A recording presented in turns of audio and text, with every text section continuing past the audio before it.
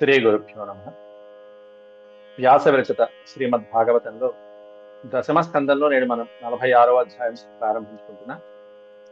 ఈ అధ్యాయంలో శ్రీకృష్ణ పరమాత్ముడు గోపికల దగ్గరికి ఉద్ధవుణ్ణి పంపించడం జరుగుతుంది.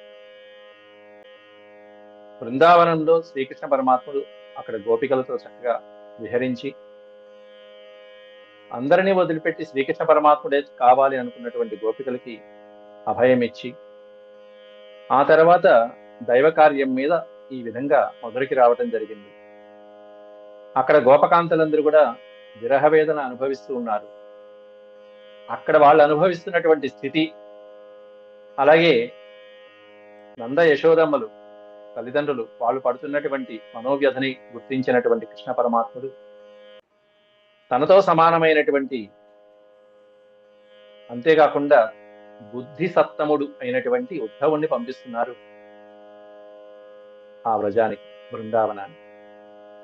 ఆ విషయాలన్నీ కూడా ఈ అధ్యాయంలో ప్రస్తావించారు. ముందుగా భగవత్స్మరణ చేసుకుని మనం శ్లోక ప్రవచనం గావించుకుందాం.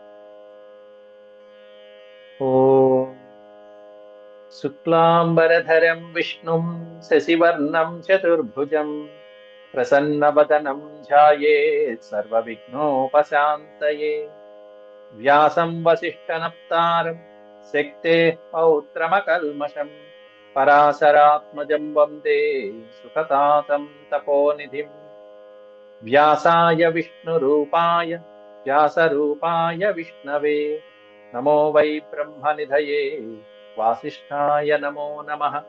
నారాయణం నమస్కృత్య నరం చైవ నరోత్తమం దేవీం సరస్వతీం వ్యాసం తతో జయముదీరయేత్. దశమస్కందం 46వ అధ్యాయం. శ్రీసుక ఉవాచ. సుఖయోగేంద్రుల వారు పరీక్షిత్ మహారాజుకి వివరిస్తూ, వృష్ణీనాం ప్రవరో మంత్రీ కృష్ణస్య దయితః సఖా కృష్ణో బృహస్పతే సాక్షాదుద్ధవో బుద్ధిసత్తమః. వృష్ణీనాం ప్రవరః, ముఖ్యమైనటువంటి వాడు. ప్రవరః, వరహ అంటేనే శ్రేష్టమైనటువంటి వాచకం. వర అనే 2 అక్షరాలకి శ్రేష్టతా వాచకాన్ని మనం చెప్తూ ఉంటాం. అట్లాంటిది ఆ శ్రేష్టమైనటువంటి వాడులో కూడా ప్రవరహ, ఇంకా ముఖ్యమైనటువంటి వాడు అని. ఆత్మీయుడైనటువంటి వాడు, ముఖ్యమైనటువంటి వాడైనటువంటి శ్రీకృష్ణస్య మంత్రి, శ్రీకృష్ణుడికి మంత్రి లాంటి వాడు. అంటే సమస్తమైనటువంటి మంత్రాంగాలు, ఆలోచనలు చేయదగినటువంటి వాడు. శ్రీకృష్ణుని యొక్క అంతరంగిక వ్యవహారాలలో కూడా చక్కటి సూచనలు ఇవ్వగలిగినటువంటి బుద్ధిసత్తముడ అని మనం ప్రయోగించారు అక్కడ చివరి. సాక్షాత్ ఉద్ధవో బుద్ధిసత్తమ అని అన్నారు. అంటే బుద్ధిలో బృహస్పతి అంతటి వాడు. అంతేకాకుండా స్వయంగా శిష్యో బృహస్పతి అని కూడా వాళ్ళే చెప్పారు అక్కడ వ్యాసులు వారు. స్వయంగా బృహస్పతికి శిష్యుడైనటువంటి వాడు, సాక్షాత్ బృహస్పతికి శిష్యుడైనటువంటి ఉద్ధవుడు. శ్రీకృష్ణస్య మంత్రి, శ్రీకృష్ణస్య దయితః సఖా. దయితః అంటే మిక్కిలి ఇష్టమైనటువంటి అనర్థం. మిక్కిలి ఇష్టమైనటువంటి వాడు, ప్రేమాస్పదుడైనటువంటి వాడు, ఆత్మీయుడైనటువంటి వాడు, సఖుడు, స్నేహితుడితో సమానమైనటువంటి ఆ ఉద్ధవుణ్ణి, స్వయంగా బృహస్పతికి శిష్యుడైనటువంటి ఆ ఉద్ధవుణ్ణి, ప్రాణమిత్రుణ్ణి, అంతరంగిక వ్యవహారాలు కూడా మొత్తం అన్ని క్షుణ్ణంగా చెప్పుకోగలిగినటువంటి వాడు. అట్లాంటి వాణ్ణి శ్రీకృష్ణ పరమాత్ముడు పిలిపించి ఏమంటున్నాడు అనేది 2వ శ్లోకంలో వర్ణిస్తున్నారు. తమాహ భగవాన్ ప్రేష్టం భక్తమేకాంతినం క్వచిత్ గృహీత్వా పాణినా పాణిం ప్రపన్నార్తి హరో హరిః. తమాహ, తం ప్లస్ ఆహ. ఆహ అంటే పలుకుట, చెప్పుట. తమాహ, ఆ ఉద్ధవుడితో భగవాన్ శ్రీకృష్ణ పరమాత్ముడు ఈ విధంగా చెప్తున్నాడు. ప్రేష్టం భక్తమేకాంతినం క్వచిత్. ఈ ప్రేష్టం అనేటువంటి పదం మనకి చాలా సార్లు వస్తూ ఉంటుంది. ప్రియమైనటువంటి భక్తుడు అని, చాలా ఇష్టమైనటువంటి వాడు ప్రేష్టం అని. భక్తం ఏకాంతినం, ఏకాంతినం భక్తం అంటే ఏకాంతంగా ఉన్నటువంటి సమయంలో స్వామివారు, ఆ ప్రభు తన ఏకాంత సమయంలో ఒకానొక సందర్భంలో తనకిష్టమైనటువంటి ఆ భక్తుణ్ణి ఉద్ధవుడికి పరమాత్ముడి మీద ఉన్నటువంటి భక్తి అచంచలమైనటువంటి భక్తి, పరమాత్ముడి గురించి అన్ని విషయాలు తెలుసు. ఉద్ధవుడు ఇంకా చెప్పాలంటే సోదరుడు వరుస అవుతాడని కొన్ని చెప్తూ ఉంటాయి. కొన్ని పురాణాల్లో మాత్రం బాబాయ్ వరుస అవుతారని కొన్ని పురాణాలు కూడా చెప్తూ ఉన్నాయి. మనం కజిన్ బ్రదర్ అంటాం చూసారా, ఆ విధంగా సోదరతుల్యుడైనటువంటి వాడు, చాలా శిష్టాచారాలన్నీ తెలిసినటువంటి వాడు, బుద్ధిలో బృహస్పతి అంతటి వాడు. అట్లాంటి ఈ ఉద్ధవుణ్ణి తమాహ భగవాన్ ప్రేష్టం భక్తమేకాంతినం క్వచిత్ గృహీత్వా పాణినా పాణిం, అట్లాంటి ఉద్ధవుణ్ణి పిలిచి పాణినా పాణిం గృహీత్వా, ఆ ఉద్ధవుడి యొక్క చెయ్యి అలా పట్టుకుని ఆత్మీయంగా స్పృశిస్తూ శ్రీహరి కృష్ణ పరమాత్ముడు ప్రపన్నార్తిహరో హరిహి, శ్రీహరి అయినటువంటి శ్రీకృష్ణ పరమాత్ముడు ఆ ఉద్ధవుడి చేతిని తన చేతిలోకి తీసుకుని ఎట్లాంటి శ్రీహరి అనేటువంటి ఒక అద్భుతమైన విశేషణం వేశారు. ప్రపన్న ఆర్తిహరః అంటే శరణు కోరి వెళ్ళినటువంటి వాళ్ళ యొక్క ఆర్తి, వాళ్ళ యొక్క తాపాలు, కష్టాలు, మనోవ్యధలు అన్నిటినీ కూడా హరించేటువంటి శ్రీహరి, కష్టాలని తొలగించేటువంటి శ్రీహరి, శరణాగత వత్సలుడైనటువంటి శ్రీహరి ఆ ఉద్ధవుడి యొక్క చేతిని తన చేతిలోకి గ్రహించి, మనం చూడండి ఆత్మీయంగా ఎవరైనా కనిపించగానే కరస్పర్శ చేస్తాం, షేక్ హ్యాండ్ అంటున్నాం మనం. కానీ ఇక్కడ ఎవరికైనా కార్యము సాధించుకునేటువంటి వాళ్ళు మొట్టమొదటి చేయాల్సిన పని ఇదే. తమ కార్యాన్ని ఎదుటి వాళ్ళ ద్వారా మొట్టమొదటి బాగా సులువుగా చేయించుకోవాలంటే అందులో ఇప్పుడు పరమాత్ముడు వాళ్ళు ఆయన పిలిపించినటువంటి కార్యం ఏమిటి? తన పదులు అక్కడ అమ్మా నాన్నని ఓదార్చడం ఒక పని, తన పదులు అక్కడ ఉన్నటువంటి గోపికలందరికీ కూడా ఒక సందేశం లాగా ఒకసారి కనిపించి తన సందేశాన్ని ఇచ్చి రావడం. కాబట్టి ఇది ఎట్లాంటి కార్యము? అత్యంతమైనటువంటి అంతరంగికమైనటువంటి వ్యవహారం.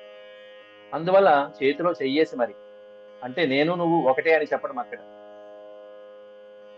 అట్లాంటి ఆత్మీయమైనటువంటి కరస్పర్శ చేసి మరి గచ్చోద్ధవ వ్రజం సౌమ్య పిత్రోర్నౌ ప్రీతిమావహ గోపీనాం మద్వియోగాధిం మత్సందేశైర్విమోచయ. గచ్చ ఉద్ధవ, హే ఉద్ధవ గచ్చ, వెళ్ళిరా నాయన ఒక్కసారి నా కోసం అంటూ పంపిస్తున్నాడు. గచ్చ అంటే వెళ్ళటం. గచ్చ ప్లస్ ఉద్ధవ, గచ్చోద్ధవ. ఎక్కడికి వెళ్ళాలట? వ్రజం, మా గోకులానికి, ఆ బృందావన వ్రజానికి ఒక్కసారి నువ్వు వెళ్ళిరా ఉద్ధవ. ఓ సౌమ్య, సౌమ్యుడ. పిత్రోర్నౌ ప్రీతిమావహ, ఈ నౌ అనేటువంటిది మా అని అర్థం. మా ఇద్దరు తల్లిదండ్రులు, బలరామకృష్ణుల తల్లిదండ్రులు అయినటువంటి మా తల్లిదండ్రులు ఇద్దరిని కూడా ప్రీతిమావహ, ప్రీతిని కలిగించు. ఎందుకంటే వాళ్ళు నేను ఇక్కడికి వచ్చిన దగ్గర నుంచి ఎంతో బెంగతో ఉంటూ ఉంటారు, కాబట్టి వాళ్ళ బెంగ తీర్చు. నిన్ను చూస్తే నన్ను చూసినంతగా ఆనందిస్తారు తల్లిదండ్రులు. కాబట్టి నౌ ప్రీత, నౌ పిత్రోర్నౌ, ఆ ఇద్దరి యొక్క సంతోషం తప్పకుండా నువ్వు కలిగించాలి. కాబట్టి ఈ రోజే వ్రజానికి వెళ్ళు ఉద్ధవ. అది మొదటి పని. ముందు తల్లిదండ్రులు, ఆ తర్వాత ఎవరైనా. ఆ తర్వాత ముఖ్యమైనటువంటి పని ఏమిటంటే గోపీనాం. అక్కడ గోపికలందరూ కూడా స్వామివారినే అనుక్షణము మనసులో ధ్యానిస్తూ తపస్సు చేస్తున్నారు, ఆరాధిస్తున్నారు. అది గమనించారు స్వామి ఇక్కడ. అందువల్ల సరైన సమయంలో సందేశం పంపిస్తున్నారు. మద్వియోగాదిం మత్సందేశైర్విమోచయ. గోపికలందరూ ఎట్లా ఉన్నారంటే నా యొక్క వియోగం వలన మనోవ్యథ చెందుతున్నారు. అక్కడ వ్యాకులతో ఉన్నటువంటి వాళ్ళందరికీ మత్ సందేశై, నేనిచ్చేటువంటి సందేశంతో, నా మాటలతో, నా సందేశంతో వాళ్ళ యొక్క మనోవ్యథ నుంచి వాళ్ళని దూరం చేయి, వాళ్ళ యొక్క వియోగం నుంచి వాళ్ళకి ఉపశమనం కలిగించు. విమోచయ అంటే విడిపించుట అని అర్థం. అంటే దూరం చేయుట, వాళ్ళ మనస్తాపాలు ఏవైతే ఉన్నాయో అవన్నీ దూరం చేసి కాస్త వాళ్ళకి ఆనందాన్ని కలిగించవయ్యా అని చెప్పి, వాళ్ళని సంతోషాన్ని, వాళ్ళకి ప్రీతిని కలిగించమని చెప్పి పంపిస్తున్నారు. అట్లా తామన్మనస్కా మత్ప్రాణా మదర్థే త్యక్తదైహికా మామేవ దయితం ప్రేష్టమాత్మానం మనసా గతాః ఏ త్యక్తలోకధర్మాశ్చ మదర్థే తాన్ బిభర్మ్యహం. ఏ త్యక్తలోకధర్మాశ్చ, ఎవరైతే, ఏ అంటే ఎవరైతే, నా కోసం అంటే పరమాత్ముడి కోసం ఎవరైతే వాళ్ళ ధర్మాలని వాళ్ళ బంధువులని వదిలిపెడతారో, త్యక్త లోక ధర్మాశ్చ మదర్థే అనే పదం ముఖ్యం. భగవద్గీతలో శ్లోకం కూడా అదే. కాబట్టి నా కోసం వాళ్ళు వాళ్ళ ధర్మాన్ని, వాళ్ళ బంధువుల్ని, పుత్రుల్ని, భర్తల్ని అందరినీ వదులుకుని నన్నే సేవించారు. వాళ్ళకి అట్లాంటి వాళ్ళని రక్షించడం నా బాధ్యత. తాన్ బిభర్మ్యహం. బిభర్మ్యహం అంటే కాపాడుట, రక్షించుట, పాలించుట, పోషించుట, ఇది నా ధర్మం. వాళ్ళని బిభర్మి అంటే ధరిస్తాను, వాళ్ళని ఉద్ధరిస్తాను. అహం బిభర్మి, నేను పరిపాలిస్తాను, నేను వాళ్ళని రక్షిస్తాను, అది నా ధర్మం. ఎందుకంటే తాం మన్మనస్కాః. మన్మనస్క అంటే నాయందే మనసు కలిగినటువంటి వాళ్ళు. వాళ్ళ చిత్తము, మనస్సు, వాళ్ళ ప్రాణాలు ఇవన్నీ కూడా మత్ప్రాణాః మన్మనస్కాః. వాళ్ళ ప్రాణాలన్నీ నా మీదే ఉన్నాయి, వాళ్ళ మనస్సంతా నా మీదే ఉన్నాయి. మదర్థే త్యక్త దైహికాః. నా కోసం వాళ్ళ దేహాన్ని కూడా త్యాగం చేయడానికి సిద్ధమైనటువంటి వాళ్ళు ఆ గోపికలందరూ కూడా. మామేవ దయితం ప్రేష్టమాత్మానం మనసా గతాః. మామేవ దయితం ప్రేష్ట, నా మీదే ఇష్టపడి ఆత్మీయతతో అంత ప్రీతముడైనటువంటి నన్ను ఆత్మానం మనసా గతాః, నన్నే మనసులో నిత్యము స్మరించేటువంటి వాళ్ళ యొక్క బాధని నువ్వు దూరం చేయాలి.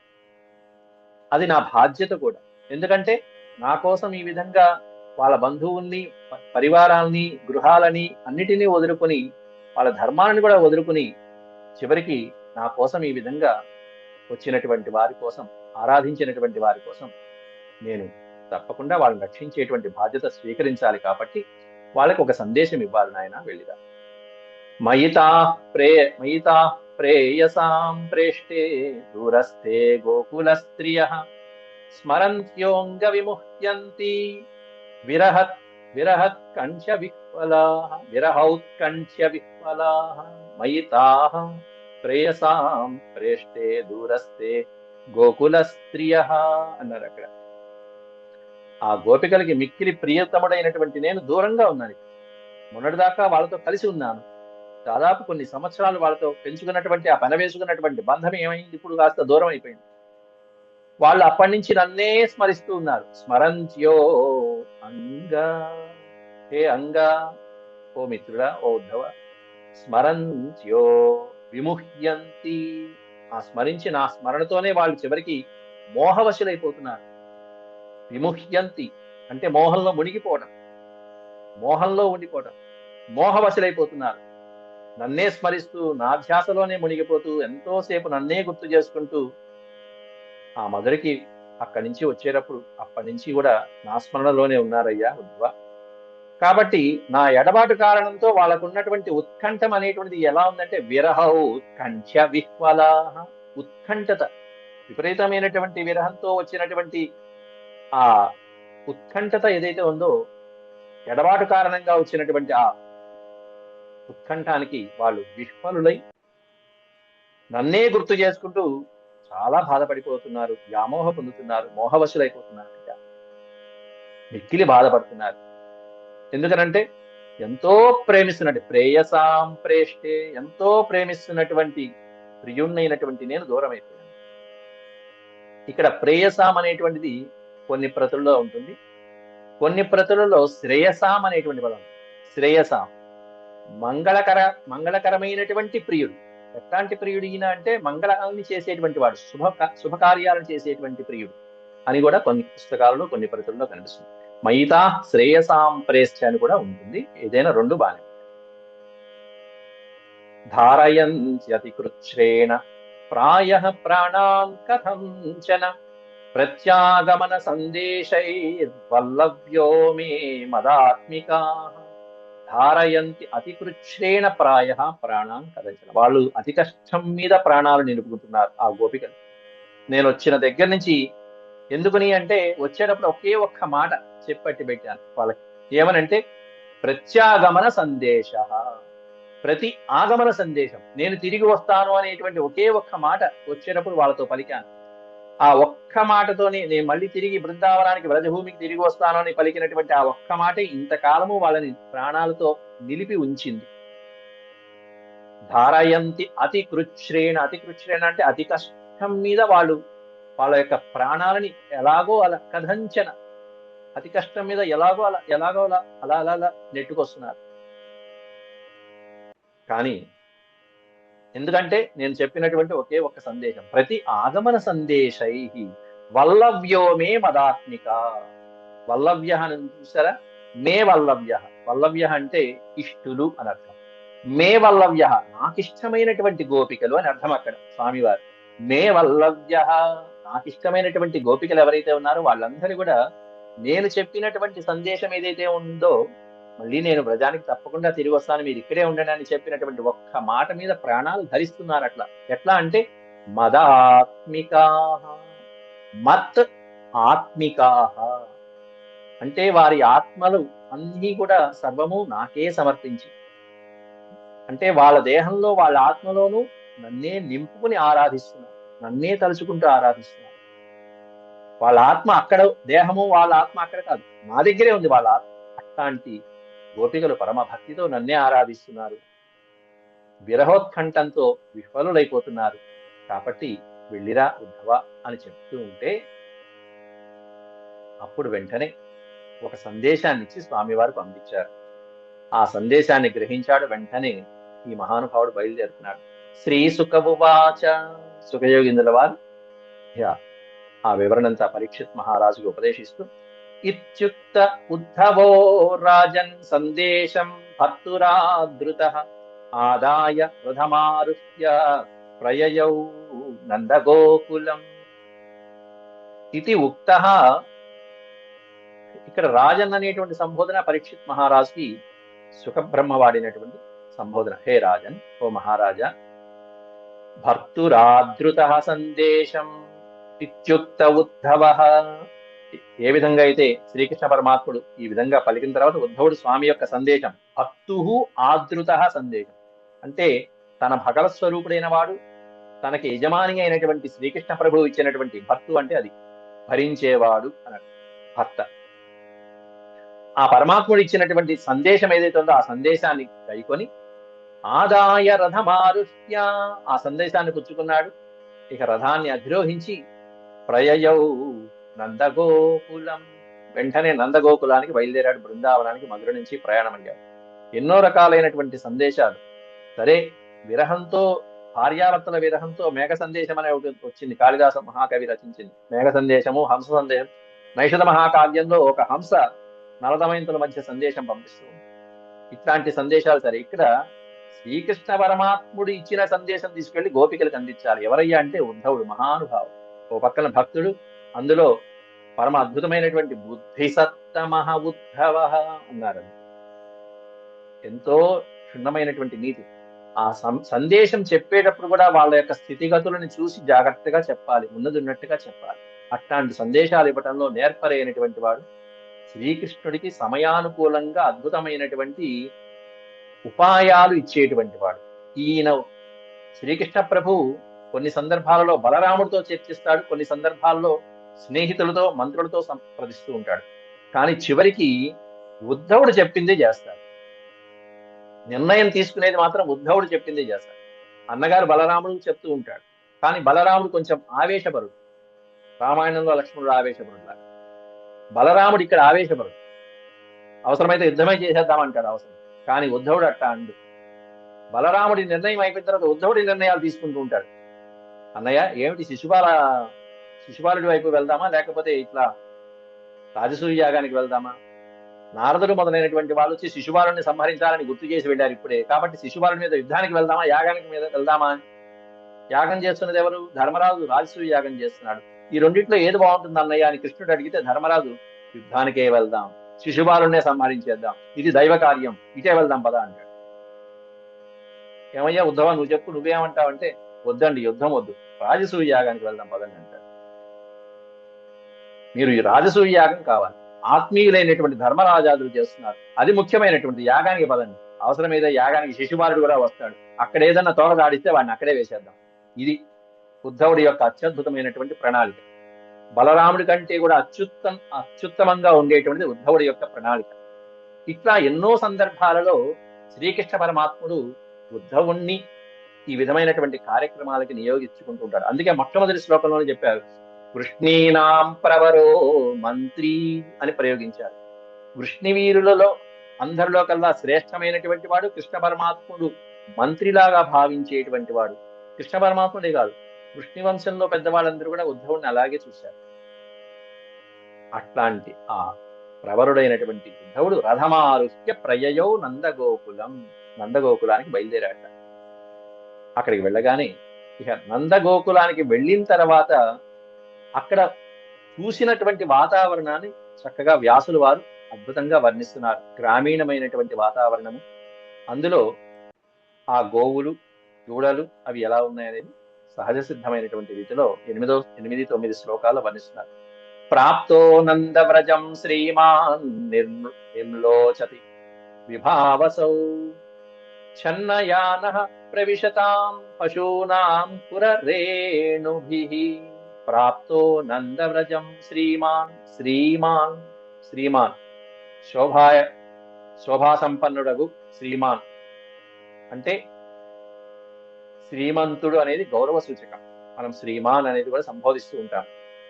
అట్లాంటి గౌరవప్రదుడైనటువంటి వాడు అయినటువంటి ఆ ఉద్ధవుడు సాయం సమయానికి నిమ్లోచతి విభావసౌ, విభావసౌ నిమ్లోచతి అంటే సూర్యుడు అస్తమించే సమయానికి అన్నాడు. విభావసౌ అంటే సూర్య భగవానుడు. నిమ్లోచతి అలా అస్త్రాద్రి పర్వతానికి చేరుకునే సమయంలో, సూర్యాస్తమయ సమయంలో నందవ్రజం ప్రాప్త, బృందావనానికి ఆనందవ్రజానికి చేరుకున్నాడు ఉద్ధవుడు అలా ప్రయాణం చేసి మధురానగరం నుంచి. ఛన్నయాన ప్రవిశతాం పశూనాం పురరేణుభిః. ఆ లోపల నందవ్రజంలో ప్రవేశిస్తూ ఉండగానే ఆ సమయం ఎట్లాంటి సమయం అంటే సాయం సమయం. సాయం సమయంలో అప్పటిదాకా ఆ ప్రాంతాలలో, వన ప్రాంతాలలో తిరిగినటువంటి గోవులు, అనేక వేలాది మంది గో సంపద అంతా కూడా, పశువులు గోవులు మొదలైనటువంటివన్నీ కూడా ఇళ్లకి చేరుకునేటువంటి సమయం. ఆ ఇళ్లకి చేరుకుంటుంటే అవి నడుస్తూ ఉన్నప్పుడు, పరిగెడుతున్నప్పుడు అవి లేచినటువంటి దుమ్ము ఏదైతే ఉందో ఆ రజస్సు చేత ఇతడి యొక్క రథం అంతా కూడా ఛన్నయాన మొత్తం అంతా కప్పివేయబడింది. కప్పుట, ఛన్నయాన అంటే కప్పేయట. అలా గోధూళి చేత కప్పబడినటువంటి మార్గంతో అలా ప్రవేశిస్తున్నాడు. ముందు గోవులు, ఆ గోధూళి మొత్తం అంతా పైకి లేస్తుంది. ఆ ధూళిలోంచి ఈయన హాయిగా అలా ప్రవేశిస్తున్నాడు. అంటే ప్రవేశంలోనే శుభ సూచన కలుగుతుంది. ఎందుకయ్యా అదేమిటి ధూళి పడితే శుభ సూచన ఏమిటంటే అది గోధూళి అండి. ఆ గోధూళి చూసే అబ్బో, ఆ ముంగురుల మీద కృష్ణ పరమాత్ముని ముంగురుల పైన ఎర్రటి గోధూళి చూసి గోపికలు అప్ప ఏం మురిసిపోయారు. అట్లాంటి గోధూళితో నిండిపోయి చివరికి దారి కనిపించనంత విధంగా లేస్తుంది. అటువంటి శుభ సమయంలో ప్రవేశిస్తున్నాడు ఉద్ధవుడు. ఛన్నయాన అంటే కప్పివేయుట అన్నది. ఆ మార్గమంతా కూడా కప్పివేస్తున్నది. దేనివల్ల? పశూనాం పుర రేణుభి. పురన్యాసము అంటారు. పురము అంటే గిట్టలు. కాలి గిట్టలు ఉంచటం వల్ల లేచినటువంటి పాద ధూళి ఏదైతే ఉందో, అప్ప అంతకంటే పవిత్రం ఇంకోటి లేదండి గోధూళి వల్ల. కాబట్టి ఎక్కడైనా మీరు ఊరు వెళ్తున్నప్పుడు, ఎక్కడైనా గోవులు కానీ ఏవైనా అలా మంద వెళ్తుంది అంటే, ఆ మంద వలన లేచినటువంటి ధూళి మన మీద పడింది అంటే మనం గంగా స్నానం చేసినట్టే, ఇంకా దాంట్లో సందేహమే లేదు. ఒక్క గోధూళేనండి. మీరు అట్లా అని చెప్పి మిగతా పశువులను పెట్టుకోమాకండి. ఇది ఒకటే. మేకలు, గొర్రెలు మొదలైనటువంటి వాటి నుంచి లేచినటువంటి ధూళి అపవిత్రం. ఆ ధూళి అపవిత్రం. ఇది మాత్రం గంగా స్నానంతో సమానమైంది. అట్లా వాసితార్థేభియుజ్యద్భిః సుష్మిభిర్పుషైః ధావంతీభిశ్చ వాస్రాభిః ఊధో భారైస్వవత్సకాన్. ఎంత బాగుందో. వాసితార్థే, వాసితార్థము అంటే ఋతుకాలం వచ్చినటువంటి, ఎదకు వచ్చినటువంటి ఆవు, ఋతుకాలం ప్రాప్తించినటువంటి ధేనువుని కలిసేటువంటి ఆనందంలో ఆంబోతులు ఒకదానికొకటి పోటీ పడుతున్నాయట, కొట్టుకుంటున్నాయట. వాసితార్థే అభియుజ్యద్భిః అభియుజ్యద్భిః. ఆ ఋతుకాలం ప్రాప్తించినటువంటి ఆవుతో సంగమించడం కోసం అని చెప్పేసి ప్రతియుజ్యద్భిః అభియుజ్యద్భిః, ఒకదానికొకటి యుద్ధం చేసుకుంటూ పోటీ పడుతున్నాయా అన్నట్టుగా సుష్మిభిర్ వృషైః వృషైః సుష్మిభిః అనే పదానికి మదించినటువంటి పొగరెక్కినటువంటి మంచి వృషైః ఆంబోతులు, వృషభములు. వృషైః అంటే వృషభములు, వృషభరాజాలు, నందీశ్వరుడు, మంచి మంచి ఆంబోతులు. మనకి రోడ్ల మీద చూడండి, అసలు కదలను కూడా కదలం, పెద్ద పెద్ద ఆంబోతులు. ఇక్కడ అంత వేలాది మంది ఆవుల మధ్యలో మంచి రంకెలేసేటువంటి ఆంబోతులు వాటి వాటి యొక్క అద్భుతమైనటువంటి మదంతో నాదితం ఒకదానికొకటి రంకెలు వేసుకుంటూ పోటీ పడుతూ వాసితార్థే ఋతుకాలం సంగమించడానికి పోటీ పడుతున్నటువంటి వాటి వదే ఆంబోతులు రంకెలేస్తూ ఓ పక్కన పరిగెడుతూ ఉంటే ఆ దారి వెంట మరొక పక్కన పొదుగుల భారంతో దూడలకి త్వరగా పాలివ్వాలని కొన్ని ఆవులు పరిగెడుతున్నాయి. సాయం సమయం అయింది, లేక దూడలు ఎక్కడో ఇంట్లో ఉన్నాయి.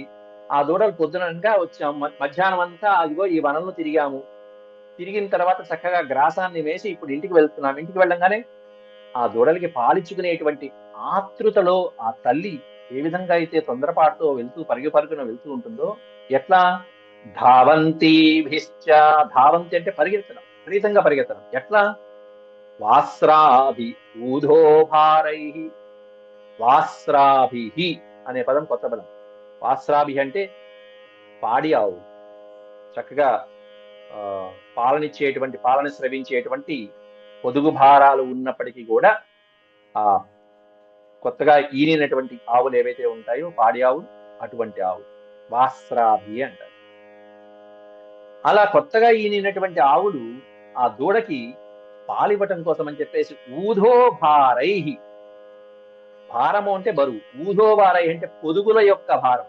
మధ్యాహ్నం నుంచి ఆ పాల భారం అలా పొదుగులతో అలా నిండిపోయి ఉన్నప్పటికీ కూడా, పరిగెత్తలేకపోయినప్పటికీ కూడా పరిగెడుతూ పొదుగుల భారంతో ఉన్నప్పటికీ కూడా స్వవత్సకాన్, వత్స అంటే దూడ, స్వవత్సకాన్ వాటి దూడలకి వాటి బిడ్డలకి పాలివ్వాలని ఆతృతతో పొదుగు భారంతో పరిగెత్తలేకపోయినా పరిగెడుతూ ఉన్నాయి ఒక పక్కన.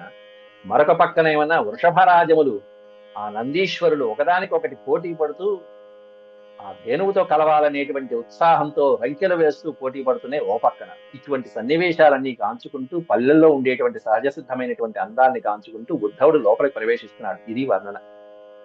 ఇతస్తతో విలంఘద్భిర్గోవత్సైర్మండితం సితైః గోదోహన శబ్దాభిరవం వేణూనాం నిస్వనేన చ. మధురమైనటువంటి బృందావనం యొక్క సన్నివేశం. ఇట్లాంటి సన్నివేశాన్ని కృష్ణుడు వదులుకుని వెళ్ళిపోయాడు నగరానికి. పాపం మధురలో వెళ్ళిపోయాడు. అక్కడ ఇవేమీ లేవు పాపం. ఎంతసేపు ఆ కంసుడు, చాణూరుడు, ముష్టికుడు ఎంత బిజీ అయిపోయాడు మహానుభావుడు. ఇవన్నీ ఎన్ని మిస్ అయిపోయాడు. ఇతస్తతో విలంఘద్భిః గోవత్సైర్మండితం సితైః. ఆ లేగదూడలు అటు ఇటు పరిగెత్తుంటే, తోక ఎత్తుకుని పరిగెడుతూ ఉంటే చెంగున ఇతస్తతః ఇటు అటు అటు ఇటు. విలంఘద్భిః గోవత్సైః, గోవత్సైః అంటే లేగదూడలు. ఆ లేగదూడలు ఎట్లా ఉన్నాయి? సితైః తెల్లటి లేగదూడలు ఎంత ముద్దొస్తూ ఉంటాయో. అవన్నీ కూడా అలంకారం, గోకులానికే అలంకారం. మండితం, అవి పరిగెడుతూ అలంకరింపజేసుకుని చక్కగా అలా పరిగెడుతూ ఉంటే ఎంత ముద్దుగా ఉంటుంది. ఓ పక్కన అలా చూసుకుంటూ వెళ్తున్నాడు ఉద్ధవుడు. ఆహా ఎంత బాగున్నాయి లేగదూడలు. గోదోహన శబ్దాభిరవం, ఇంకో పక్క నుంచి శబ్దాలు వినిపిస్తున్నాయి. ఏమిటాయంటే గోదోహనం. దోహనం అంటే పిండుట, పాలు పితికేటువంటి శబ్దాలు. సుయ్ సుయ్ సుయ్ సుయ్ అని ఓ వినిపిస్తున్నాయి. లీటర్లు బిందెలు ఓ ఎక్కడ చూసినా ఇదే. వేలాది ఆవులు, వచ్చినటువంటి ఆవుల యొక్క పొదుగు భారంతో అవన్నీ కూడా పాలు పితుకుతున్నారు. గోదోహన శబ్దాభిరవం, రవము అంటే శబ్దం. ఆ పిండుతున్నటువంటి శబ్దాలు స్వయంగా వింటున్నాడు ఓ పక్కన, ప్రతి సందులోకి ఆ పల్లెల్లో వింటు. ఇంకో పక్కన వేణూనాం నిస్వనేన చ, హాయిగా వనం నుంచి తిరిగి వచ్చినటువంటి ఆ మగరాయిళ్ళు సాయంత్రానికల్లా చేరుకుని అలా మంచం మీద కాలేసుకుని పడుకుని, ఆ నులక మంచం మీద కష్టపడి వచ్చాం మేము అని చెప్పి ఇంకా సేపట్లో ఆవిడ వండి వారుస్తుంది. ఆ తద్దన్నం, ఆ వేడి ఆ కుంపటి మీద నుంచి తీసినటువంటి వేడన్నం, అందులోనూ ఆ చింత జిగురు, ఆ కాస్త నెయ్యి వేసుకుని, ఆ మంచి వెన్న వేసుకుని తినేటువంటి ఆహారం.